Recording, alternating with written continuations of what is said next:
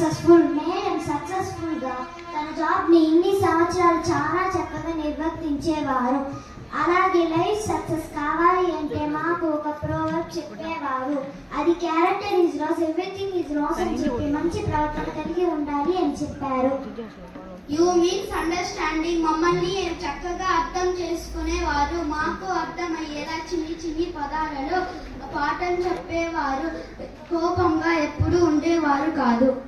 ఏ means joyful. జాయ్ఫుల్గా మాతో madam నవ్వడం మాట్లాడడం చేసేవారు. మాతో ఫ్రెండ్లీగా ఉండేవారు. లెసన్ని కూడా బాగా ఎక్స్ప్లెయిన్ చేసేవారు.